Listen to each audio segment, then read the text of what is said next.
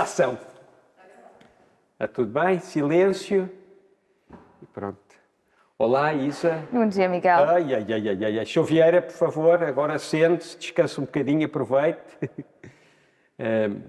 Olá, Isa. Bom dia, Estamos aqui Miguel. para falar um bocadinho sobre a tua exposição Casa Comédia, que vai ser no dia 26, na sexta-feira, no dia 26 de janeiro, às 9h30, aqui na Galeria Miguel Navinho. Eu queria que primeiro falasse um bocadinho como é que apareceu o conceito desta exposição. Bem, é a segunda exposição aqui na galeria e, como Miguel lembra, aquela primeira exposição era feita com coisas que eu já tinha, com aqueles pedaços de papel que eu tinha montado durante assim uns anos. E quando veio para pensar na segunda, eu também queria pensar nas coisas que eu já tinha em casa, as frases, as coisas.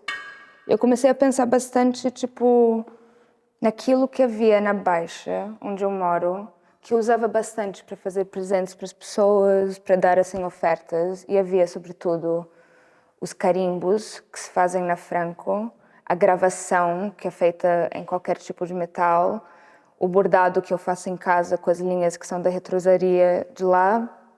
E depois, por exemplo, havia a Casa da Bandeira, ou seja, eu queria usar ali os ofícios que ainda existiam à minha volta a serviço daquilo que seria a exposição.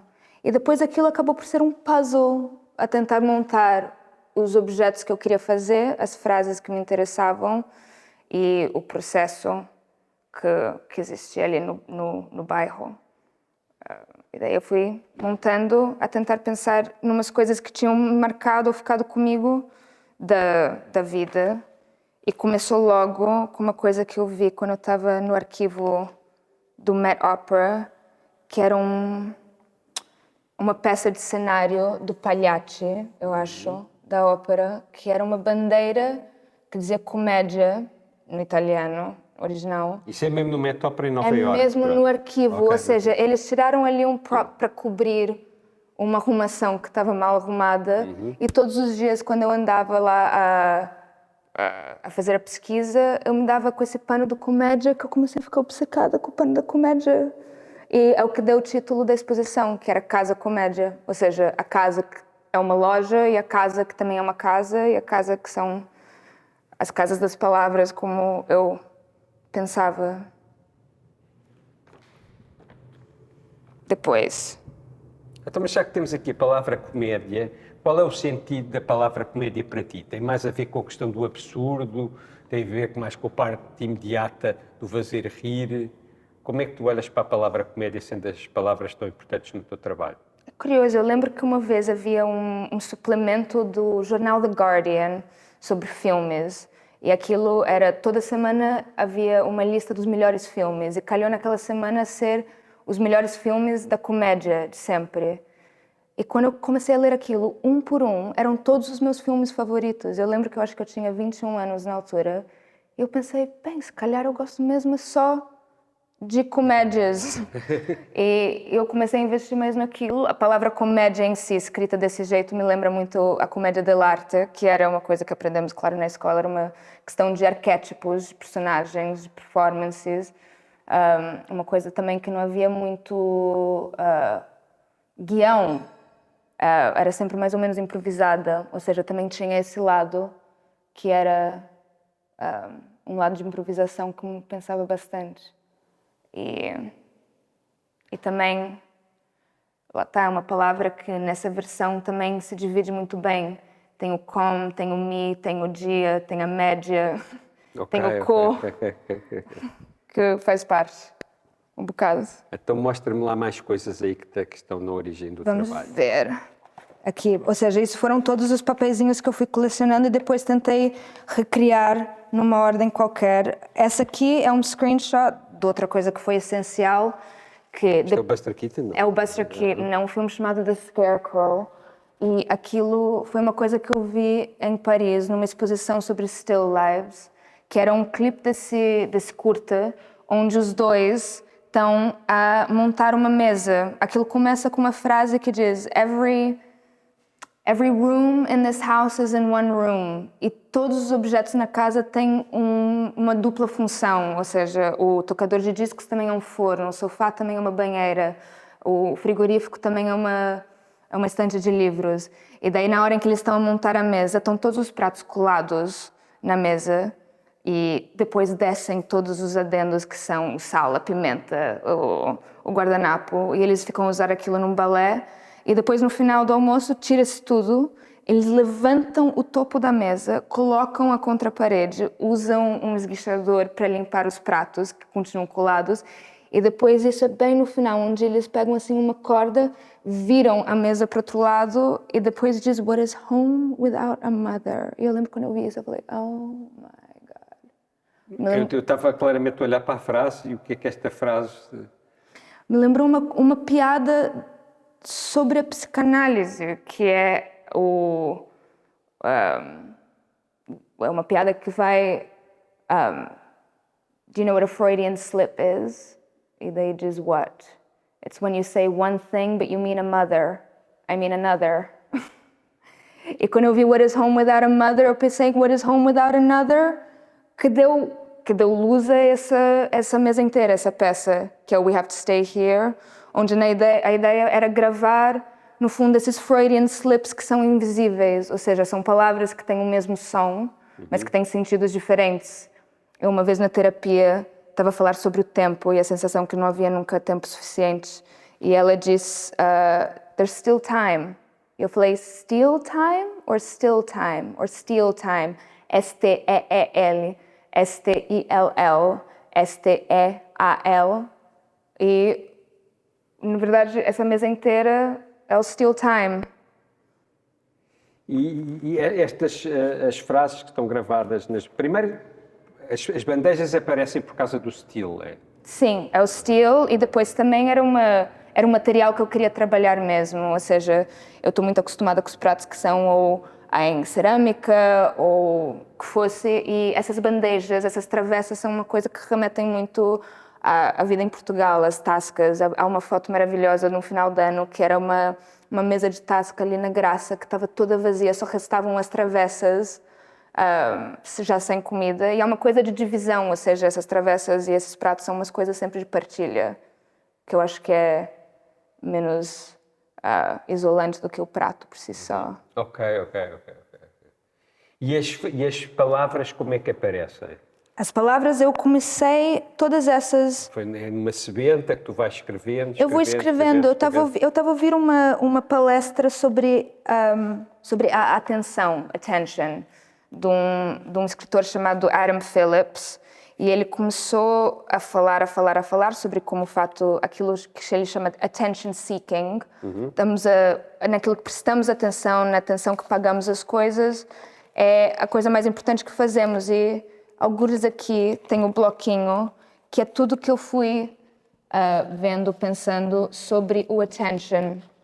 E eu acho que cada um desses pratos acabou por ser um momento de escrita, ou seja, aquilo foram umas horas a ouvir e a escrever, e a ouvir e a escrever, e não tentar, ou seja, aqui tem deal, ideal, idle, idle, I do, que acabou por virar, eu acho que esse paliteiro, que é o idle, idle, idle. Depois há os outros pratos que vão vindo. Aqui também tem imensas ideias que acabaram por não entrar na exposição. Haviam muitas frases que eu fui colecionando assim de outras imagens que depois também não chegaram. Haviam aqui umas listas de interesses. Esse acabou por ficar. Tem muitas ideias descartadas. Havia uma ideia de fazer um rolo de papel de pastelaria que também não veio a ser, que virou a mesa dos carimbos. A mesa dos carimbos, por acaso, veio de um outro vídeo. Mas já vamos à mesa dos carimbos. Explica-me só uma coisa, em relação a esta mesa em que tens estes objetos todos, a mesa é só um objeto ou cada objeto vive por si? Cada objeto vive por si. E depois há a composição daquilo tudo. Ou seja, a instalação existe na galeria e depois aquilo pode partir e viver uma vida por si só, pode ficar junto, podem alguns continuar a viver juntos e outros não, ou seja, aquilo também já não é mais... E tu vês isto como, sei lá, isto é uma clássica bandeja, imagina, de batatas fritas de uma tasca portuguesa, não é? Quem me dera. E tu vês isto em minha casa, a eu utilizar isto para servir batatas fritas. Eu amava todas essas, eu acho que tão foscas porque foram mesmo em segunda mão. Eu fui colecionando-as. Há uma que por acaso não é, que foi um resto de uma coisa e acabou por ser a mais preciosa. E mesmo assim, eu queria que ela fosse. É mais luxuosa, não é? Foi. E essa aqui também é o jogo mais complexo, ou seja, as palavras aqui são evolve, involve, revolve, devolve. Mas aí quando eu fui escrever, eu percebi que aquilo parecia o love. Eu quando olho, agora, e esta é um bom exemplo, quando olho para as peças, elas têm o lado mesmo de tasca, têm o lado caseiro, têm o lado das pessoas depois poderem utilizar e conviverem com as palavras e com os objetos, mas ao mesmo tempo às vezes tem um lado mais de joalharia, não é? De uma coisa mais preciosa, não é? Isso, tu quando tu criaste estas peças, pensaste sobre isso? Completamente. Originalmente, o pano dessa mesa ia ser assim um veludo luxuoso, azul escuro, de ourivesaria mesmo, que também é outra coisa que tem muito na Baixa. Entretanto, eu não conseguia encontrar um veludo que fosse, tipo, bom o suficiente.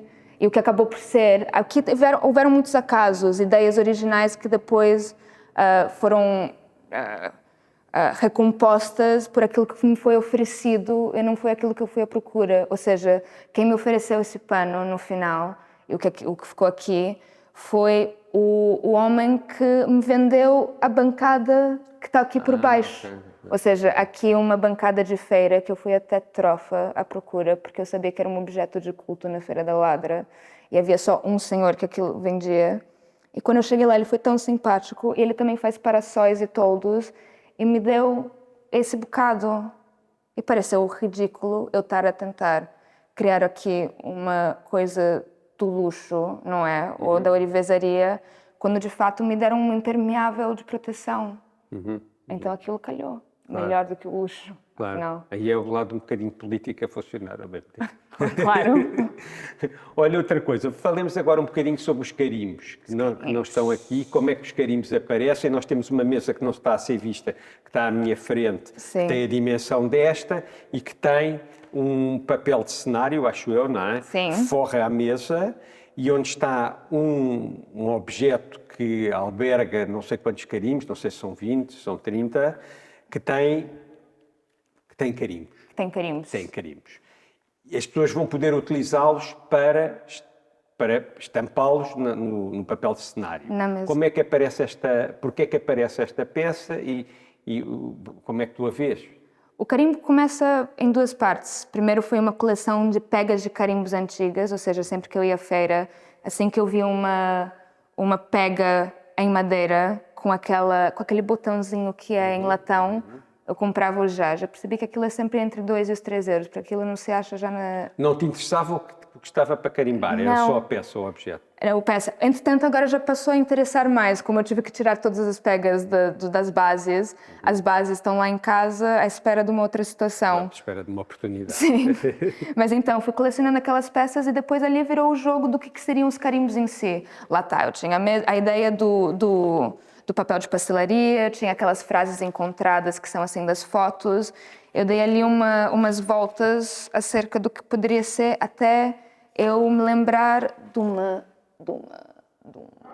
história, de um sketch, de uma situação que me é muito querida, que é o Ima Dream, que é uma história que foi escrita para o New Yorker, pelo Thomas Meehan, que escreveu Annie, e que depois foi reinterpretado pela Anne Bancroft num comedy sketch. Aquilo é uma piada maravilhosa acerca de um cocktail party for Ima Sumac, que todos os convidados são pessoas com nomes que são Ima Sumac, Ava Gardner, Abba Ibn, Una O'Neill, Ura Hagen, Ula Grossbart. E eles vão apresentando um ao outro. Me lembrava um bocado da minha vida, porque os meus amigos também são Lulu, Wally, Lola, Gabi. E depois eu ia escrevendo aquilo e resolvi que os carimbos, afinal, seriam os carimbos do Ima Dream. E eu conseguiria fazer ali o jogo que eu tive a fazer a vida inteira, 6 anos, desde que eu vi isso pela primeira vez, que era um dos nomes. Outra questão do acaso também veio com a tipografia. Eu fiquei horas e dias à escolha de uma tipografia que era certa e depois quando eu enviei o ficheiro a Franco, aquilo deu um scramble qualquer e saiu essa, que era tão melhor do que a que eu tinha escolhido. Foi uma delícia, vieram todos os carimbos errados, mas certos ao mesmo tempo. E lá está, estão dentro de um porta-carimbos que foi feito por um amigo meu que faz design de cenários no Porto, que é uma pessoa maravilhosa, porque eu disse, eu preciso de um porta-carimbos, eu quero que ele seja assim assado, que abra daqui e desse lado, eu quero em latão, eu quero em madeira. Em uma semana aquilo estava feito. Ok, só pegando na peça dos carimbos e até comparando com esta que estamos aqui a ver, parece-me que as palavras são mais orais e parece remeterem quase para um lullaby, para uma coisa, para uma coisa que não tem sentido, não é? Não tem sentido, mas que encanta de alguma maneira. Eu queria perceber se tu também pensaste um bocado sobre isso, sobre o lado encantatório do som e também encantatório de quem está a ler qualquer coisa que não tem um sentido real. Ai, Miguel... Não sou filósofo, não sei como é que digo Não, isto, mas encanto é uma palavra tão boa para isso, porque tem os dois lados. Tem o lado número 1 do canto. O canto é uma coisa que se baseia muito na repetição, não é? Há um refrão. Claro. Uma pessoa está sempre a voltar para casa numa música. É aquilo que é o refrão. Uma pessoa volta para o sítio esperado. E depois tem o encanto do charm, não é? Um charm também é baseado muito na repetição. Uma pessoa que é bruxa, uma pessoa que quer fazer uma bruxaria vai ter que dizer uma coisa mais do que uma vez. E tem o charm também de uma coisa ser charming, que é o que eu acho que é a piada, no fundo. É uma vontade de encantar. Ou seja, Ou de ser encantado. Ou de ser encantado, sobretudo. Ou ser uma pessoa que encanta. A comédia também está muito por volta disso. Então, o lado oral da coisa, tanto com as palavras que são iguais, ou aba, iba, una, que tem ali um dadaísmo qualquer muito delicioso. Sim, estão muito casados nessa questão do encanto. E depois remeto outra vez para a frase que está no filme do Buster Keaton, que acaba em Mother, não é? Sim. Ou Another, ou por aí fora. Another or Mother, Sim, é tal e sim, qual. sim. Olha, então vamos falar de outra peça. Tens uma peça também, temos imensa gente a olhar para nós. Nunca fiz uma entrevista com tanto público. Tens uma peça que vai estar ali onde está a Ariana e a Ana Jota, que é um espelho. Sim. Fala um bocadinho também sobre esta peça. O espelho é o Comedy of Errors ou Tragedy of Failures, que é uma questão muito de perspectiva, não é? Eu acho que lá está, era o Adam Phillips que estava a descrever isso. E o que eu queria era uma peça que tivesse essas duas frases. E depois outra questão que eu tinha, que é uma questão de detalhe. Eu queria usar a Vencedora, que é um sítio onde eu faço todas as minhas... Aqui temos a Vencedora, que eu faço os meus frames. Eles me ajudaram muito na última exposição também. E eu sabia que eles gravavam em vidro. Eles têm ali um sample que diz lagarto, lagarto, lagarto. Aquilo é gravado por trás. Okay. Há duas maneiras de gravar num espelho. Pode-se gravar na frente, onde há sempre um eco daquilo que está gravado, ou grava-se atrás e uma pessoa nunca alcança aquilo que está escrito. Eu levei lá o espelho para ele, que depois tive que buscar no Cacém, em segunda mão, porque era no LX. Eu achava que era maravilhoso. Depois era do IKEA, mas pronto, a vida também é assim. Eu levo lá o espelho e ele consegue gravar aquilo no fundo. Há um lado que é o lado normal e depois há um lado que é um bocadinho recôncavo ou reconvexo, não sei qual é. Também nunca vou saber. Mas aquilo aumenta. Claro, há um que aumenta ou que diminui. Sim, e depois é ver qual que é, se é o Tragedy of Failures ou o Comedy of Errors, que está mais em detalhe. Claro, para cada um de nós. Para cada um de nós. Diz-me uma coisa, também há uns Red Shoes. Os Red Shoes. Os Red Shoes foram, acho que a última peça a entrar. O Red Shoes é um filme importante para mim porque fala muito sobre a dedicação. O drama de ser artista. O drama de ser artista, a dedicação e o espaço que há. Ou, no fundo, aquilo é sobre uma escolha falsa que o Lermontov faz entre o trabalho e o amor, ou o casamento, ou uma outra dedicação afetiva qualquer, não é? que há, na visão dele, espaço só para uma coisa. E o filme inteiro é a tentar descobrir se há espaço para mais do que uma. Ou quais são os... O que é que vais perder? o que é que vai perder? E o que é que podes ganhar? Os red shoes. Depois também tem os slippers. O Lermontov entra aqui num leque de homens meio narcisistas e machistas, para a qual eu tenho assim, uma paciência surpreendente, que também tem o Henry Higgins, do My Fair Lady, que termina aquele filme com a Eliza, que também é uma prodigy do Higgins, tal como a Victoria Page é uma prodigy do Lermontov, a voltar e depois eles aceitarem aquilo ou não. E quando a Eliza volta, ela fala... Tu sabes os nomes dos atores todos do Red Shoes e do My Fair Lady. Eu agora estava maluco. Tu falaste, o Lermontov é o principal do Red Shoes, não é? Sim, sim. Sim, E a agente. Victoria Page, Sim, that will not dance tonight or any other night. Sim, sim. E depois a Eliza chega e ela fala, I washed my face and hands before I come, I did. Isso é no final do I've grown accustomed to her face. E depois ele olha e fala, Eliza? Ele senta para trás, ele põe o chapéu para frente, ele fala, where the devil are my slippers. E daí, ou seja, tem os red slippers. Agora, só por curiosidade, nós vamos ter também uma performance. Tem.